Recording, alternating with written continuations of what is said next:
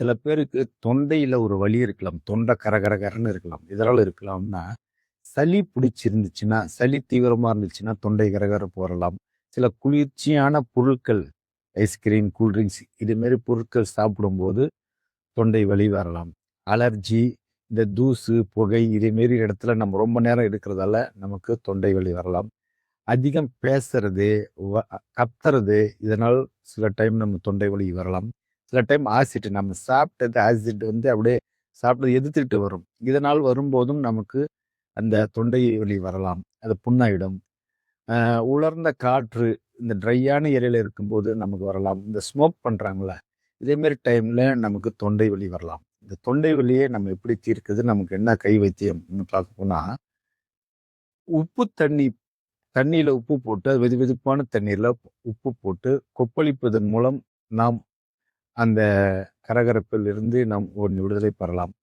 தேனை வாயில லைட்டா தேனை போட்டு அதை அப்படியே சுவைப்பதன் மூலம் சப்பி சப்பி சுவைப்பதன் மூலம் நமக்கு வந்து ஒரு தொண்டையில வந்து ஒரு ஆறுதல் கிடைக்கும்.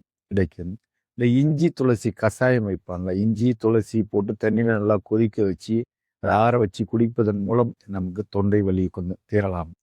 இல்லை மஞ்சள் தூள், பால், மிளகு, பாலில் மஞ்சள் தூள் மிளகு போட்டு குடிக்கிறதால நமக்கு தொண்டை ஒரு ஒரு இது பண்ண வரலாம். இல்லைன்னா 4 கிராம்பு, லவங்கப்பூ சொல்கிறோம்ல, அதை போட்டு நம்ம போட்டு வாயில் போட்டு மென்னிட்டு இருக்கிறதால நமக்கு தொண்டை வலி குறையலாம்.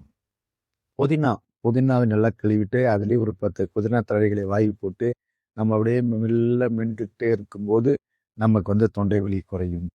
ஆவி பிடிப்பாங்க, ஸ்டீம், அதாவது வெந்நீரை கொதிக்க வச்சு அந்த ஆவிய வந்து நம்ம ஒரு பெட்ஷீட் போட்டு போத்திக்கிட்டு அப்படியே நம்ம அத இது இன்ஹேல் பண்ணும்போது அந்த தொண்டை வலி வரலாம்.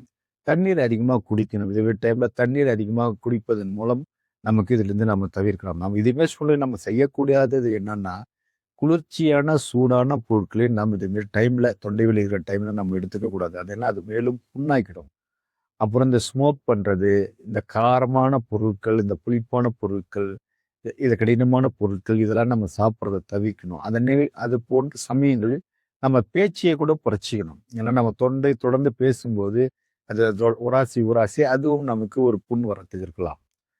ஆனால் தொடர்ந்து நீங்க இந்த கைவிதியெல்லாம் பண்ணி உங்களுக்கு இன்னும் ஓவரா அது கண்ட்ரோலே ஆகல. ஒரு வாரமா இருக்கு இன்னும் அது கண்ட்ரோலே ஆகலைன்னா, நம்ம கண்டிப்பா டாக்டர பார்க்கலாம்.